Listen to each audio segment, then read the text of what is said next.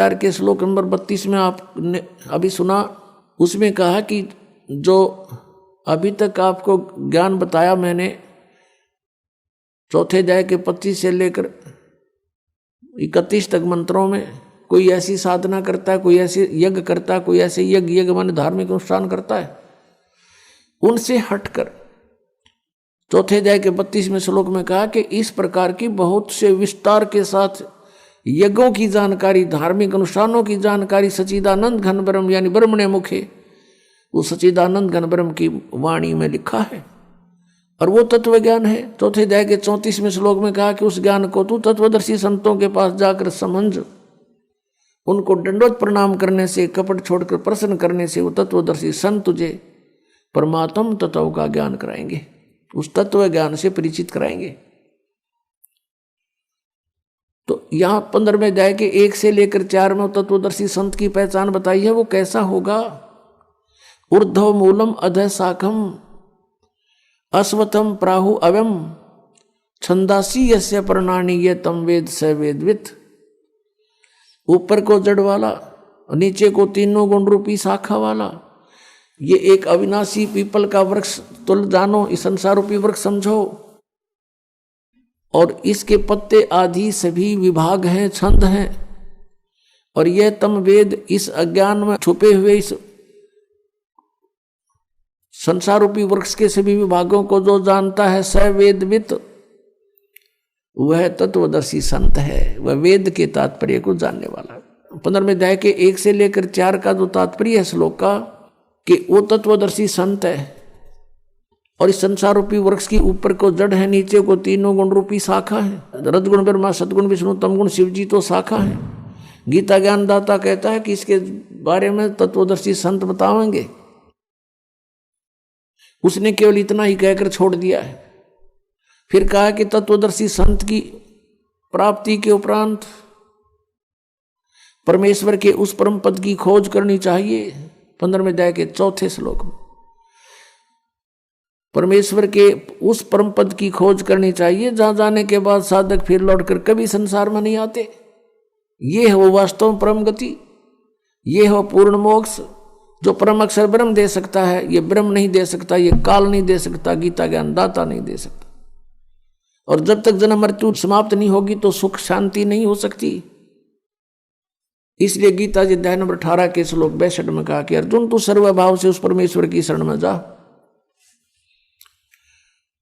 और उस परमेश्वर की कृपा से ही तू परम शांति को और शाश्वतम स्थानम यानी सनातन परम धाम को प्राप्त होगा। वो है वो परम पद जहां जाने के बाद कभी लौटकर संसार में नहीं आते। वो सत्यलोक है, शाश्वत स्थान, सदा रहने वाला स्थान यानी सत्यलोक। हम फिर लौट कर आते हैं 7वें अध्याय के 18वें श्लोक पर। गीता जी अध्याय नंबर 8 के श्लोक नंबर अब 1 में अर्जुन ने पूछा कि किम तत्परम, उसका उत्तर दिया 3रे श्लोक में 8वें अध्याय के में कि वो परम अक्षर ब्रह्म है। 8वें अध्याय के 5 और 7 में तो गीता ज्ञानदाता कहता है मेरी भक्ति कर मुझे प्राप्त होगा, लेकिन युद्ध करना ही पड़ेगा। यानी यहाँ शांति नहीं, ओम से शांति कभी नहीं हो सकती। ओम के जाप से जन्म मृत्यु सदा रहेगी और कर्म ये युद्ध करना ही पड़ेगा। फिर 8वें अध्याय के 8, 9, 10 में ये स्पष्ट किया है कि 17वें अध्याय के 23वें श्लोक में तो वो मंत्र बताया जिससे भगवान सच्चिदानंद घन ब्रह्म मिलेगा, उसकी प्राप्ति होगी। और उसकी प्राप्ति के बाद फिर जन्म मृत्यु कभी नहीं होता, सनातन परम धाम प्राप्त होगा। तो यहां बताया कि उसकी भक्ति जो करता है, तत्वदर्शी संत की खोज करके, तत्वदर्शी संत से ये उपदेश प्राप्त करके, ओम तत्सत का, ओम तत्सत ये जाप नहीं है।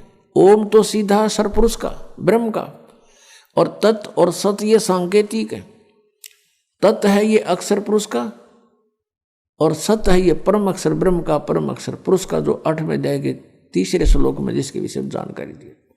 श्रीमद् भगवद गीता अध्याय नंबर 15 के श्लोक नंबर 16 और 17 में 3 पुरुष हैं, सरपुरुष अक्षर पुरुष।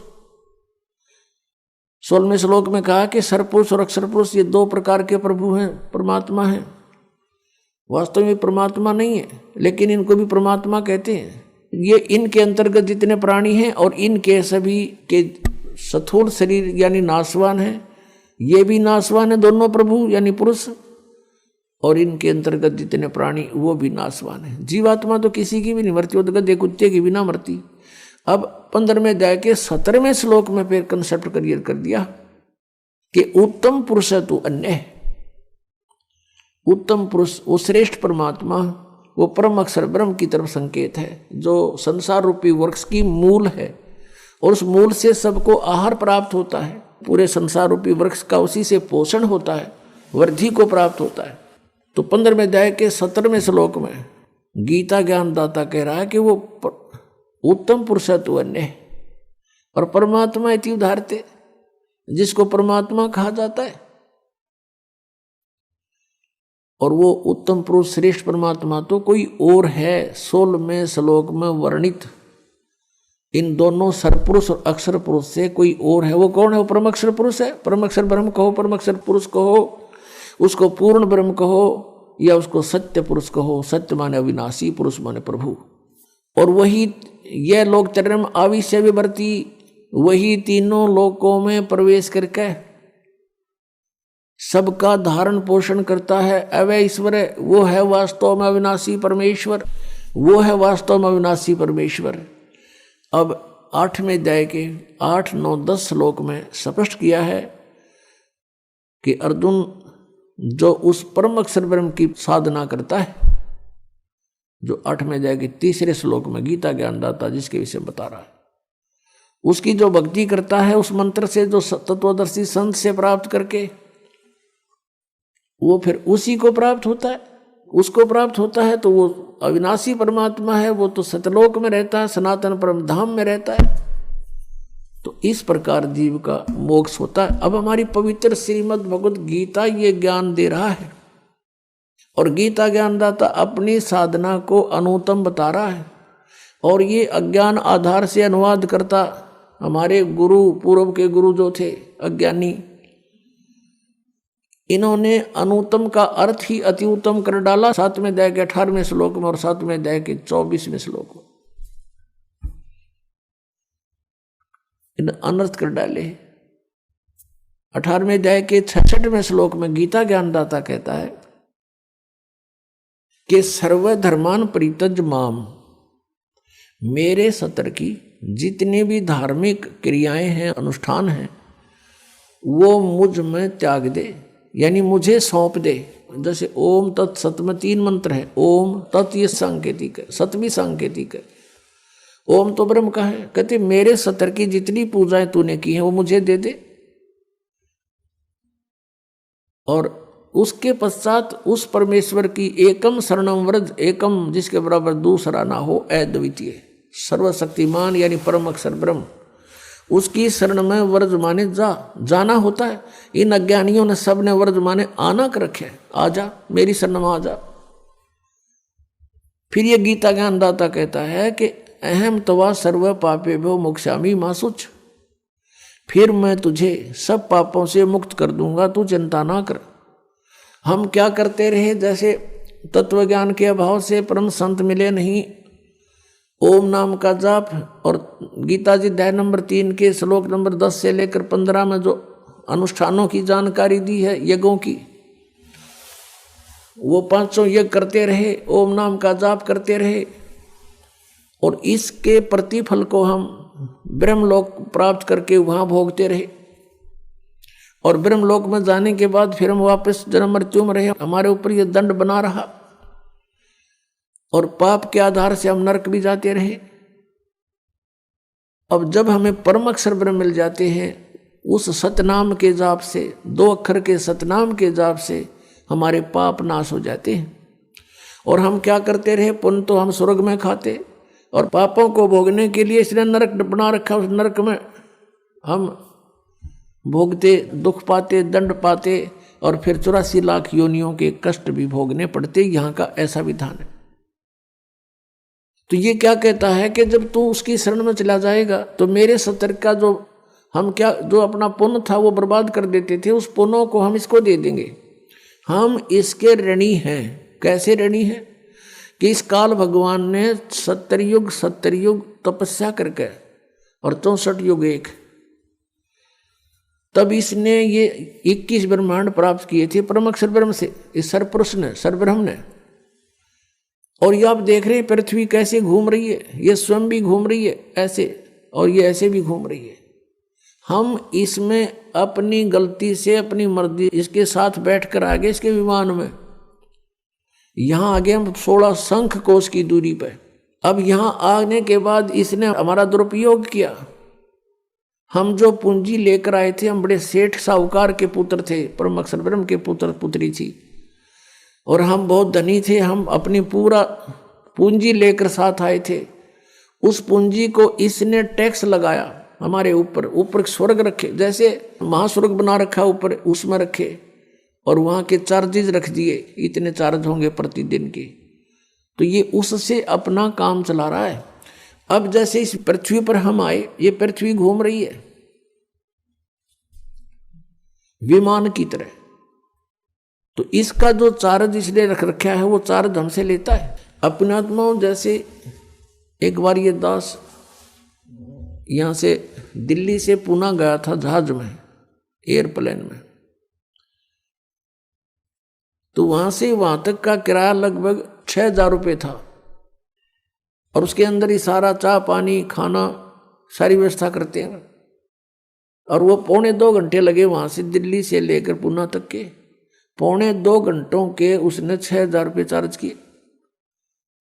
और हम बैठे इसके विमान में, किराया कितने दिन तक, तो ये कहता मेरा किराया दे मुझे, जब छोड़ूं तुझे, हम फिर इसका किराया दे देंगे इसको। अब फिर हम इसके जो पूंजी को बर्बाद करते थे वो ना करके इसका जितना चार्ज है इस भक्ति का, इसके 70 की भक्ति का, इसको दे देंगे। फिर ये हमें गधे कुत्ते सुअर नहीं बनाएगा या बांध कर नहीं रखेगा।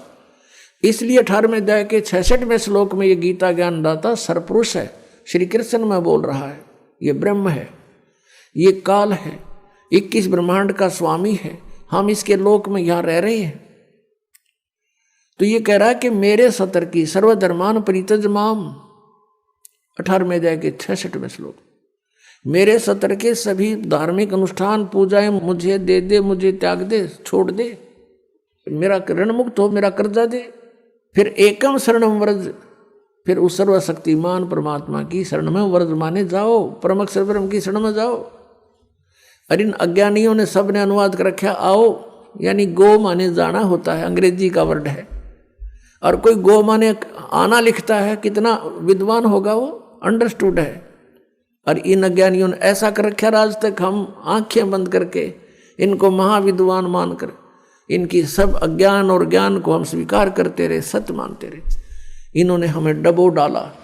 अब श्रीमद् भगवत गीता में श्री कृष्ण जी का कोई रोल नहीं है, ये पूरा रोल काल का है। काल ये सरपुरुष है, किस ब्रह्मांड का स्वामी है। और इसने यहाँ सांप लगा हुआ 1 लाख मानव शरीरधारी प्राणियों का निताहार करने का, जिस कारण से इसने हमें अज्ञानी बना करके यहाँ बाई फोर्स रोका हुआ है, बलपूर्वक रोक रखा है। सब कार्य बलपूर्वक करवाता है। हमारे अंदर ऐसा इसने फीड कर दिए गुण कि हम ये प्राणी विवश होकर के उनके बस कार्य करता है। जैसे कोई शराब भांग पी लेता है, फिर उस जीव के बस का नहीं रहता, वो कैसी गतिविधि करे। तो ऐसे हमारे साथ इसने कर रखा है। बच्चे उत्पन्न कराता है, खाता है आप, जैसे कसाई बकरियों को इकट्ठा छोड़ देता है, वो संतान उत्पत्ति करते हैं अपनी वासना के वश होकर के, और उन बच्चों में उनकी खूब ममता भी होती है, और काल उनको कसाई खाता है और वो उनको अपने बच्चे मानते रहते हैं। यही स्थिति परमात्मा कबीर जी ने बताई कि तुम यहाँ कसाई के लोक में रह रहे हो, इस काल के लोक में रह रहे हो, और यहाँ तुम्हारी जन्म मृत्यु कभी समाप्त नहीं हो सकती, और ये दुख तुम्हें सदा बने रहेंगे। चाहे स्वर्ग में जाओ, चाहे महास्वर्ग में, वहाँ पूरा होते ही समय वापस फिर यहाँ लौट कर आना पड़ेगा।